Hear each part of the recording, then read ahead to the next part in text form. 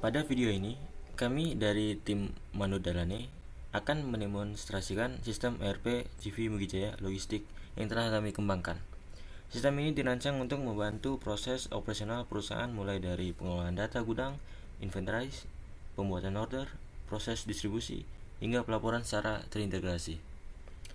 Nah, di sini kami membuat sebuah 5 role. Sistem ini menerapkan konsep Role Based Access Control atau RBAC, sehingga setiap pengguna hanya dapat mengakses fitur sesuai tugas dan tanggung jawabnya. 5 role-nya yaitu owner, kepala produksi, mandor, kepala lapangan, dan driver. Langsung aja kita mulai demonya. Di sini kita masuk di role owner.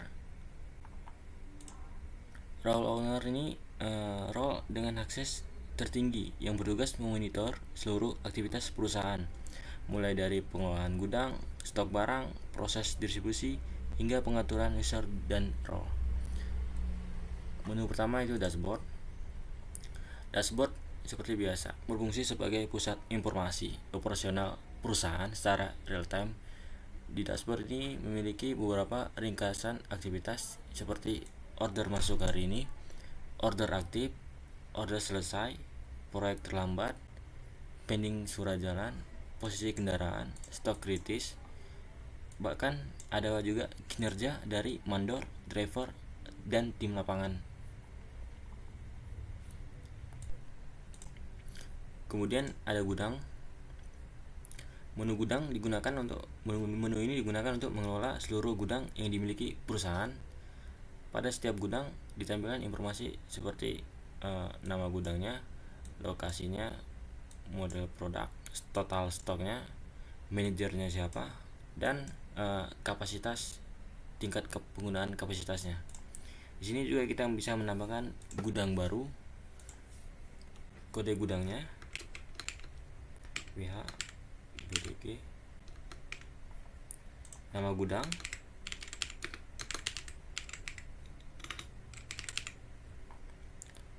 kepala gudangnya,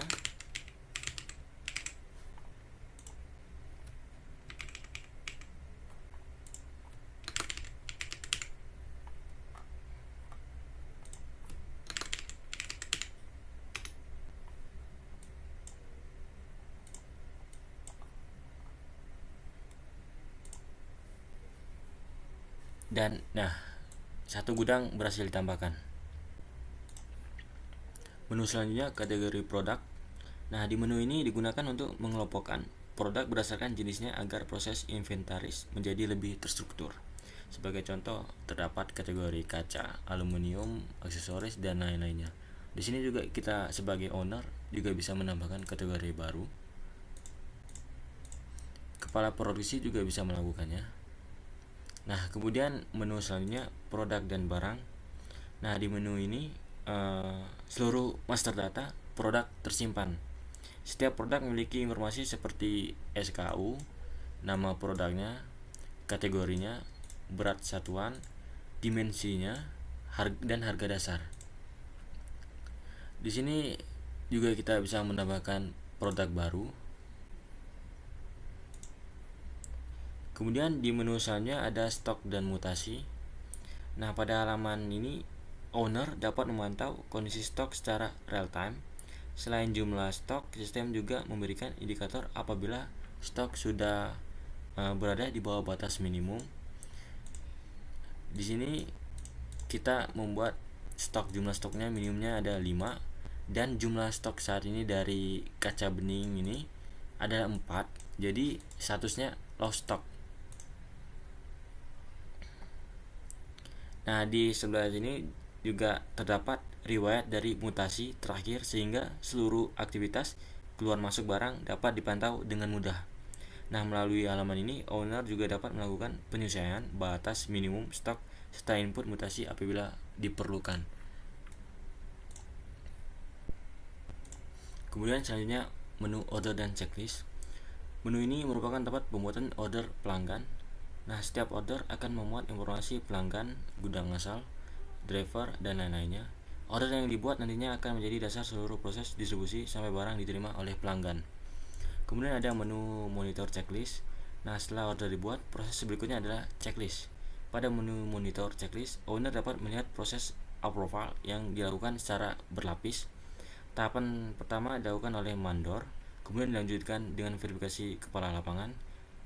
Nah, dengan adanya monitoring ini, owner dapat mengetahui order mana yang masih menunggu persetujuan dan order mana yang telah selesai diverifikasi. Kemudian ada menu validasi QC. Setelah checklist selesai, proses berlanjut ke validasi quality control. Nah, pada tahap ini dilakukan pemeriksaan fisik barang sebelum dikirim. Nah, validasi quality control ini untuk memastikan bahwa jumlah barang sesuai, kondisi barang baik, serta layak untuk dikirim kepada pelanggan. Nah, di sini owner dapat memonitoring seluruh proses validasi melalui halaman ini. Kemudian ada menu loading barang. Nah, di sini apabila proses quality control telah selesai, barang masuk ke tahap loading. Pada menu ini ditampilkan antrian barang yang akan dimuat ke kendaraan. Petugas gudang melakukan checklist loading untuk memastikan seluruh barang sudah dimuat dengan benar sebelum kendaraan berangkat. Kemudian ada juga menu delivery order. Di menu ini berisi seluruh order yang sudah memasuki proses pengiriman. Kemudian selanjutnya menu assign driver. Kemudian ada menu monitoring kiriman. Nah, menu ini digunakan untuk memonitor seluruh proses distribusi. Owner dapat melihat jumlah pengiriman aktif, presentasi pengiriman tepat waktu, komposisi status delivery order, dan lain-lainnya. Nah, apabila terjadi keterlambatan ataupun insiden selama perjalanan, owner dapat segera mengambil tindakan.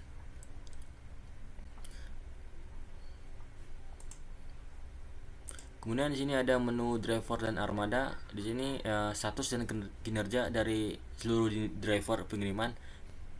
Kemudian ada proof of delivery. Di sini menu yang menampilkan input bukti pengiriman digital, tanda elektronik penerima, dan foto dokumentasi serah terima. Kemudian ada menu pelacakan GPS, menu laporan insiden. Kemudian ada di sini laporan stok. Nah, halaman ini mencatat seluruh riwayat pergerakan stok, baik barang masuk maupun barang keluar. Setiap transaksi menyimpan informasi waktu, tipe, produk, gudang, kemudian sebelum perubahan dan sesudahnya, order terkait, oleh siapa, dan ada juga GPS. Kemudian ada menu manajemen user. Pada halaman ini, owner dapat menambahkan pengguna baru, mengubah data pengguna, serta menentukan role yang dimiliki setiap user. Dengan demikian, setiap pengguna hanya dapat mengakses fitur sesuai tanggung jawabnya. Dan ada juga manajemen role dan audit log. Nah, audit log ini berfungsi mencatat seluruh aktivitas pengguna dalam sistem, mulai dari login, perubahan data, penambahan data, penghapusan, dan lain-lainnya. Dengan adanya audit log ini, setiap perubahan pada sistem dapat ditelusuri sehingga meningkatkan keamanan dan akuntabilitas penggunaan sistem.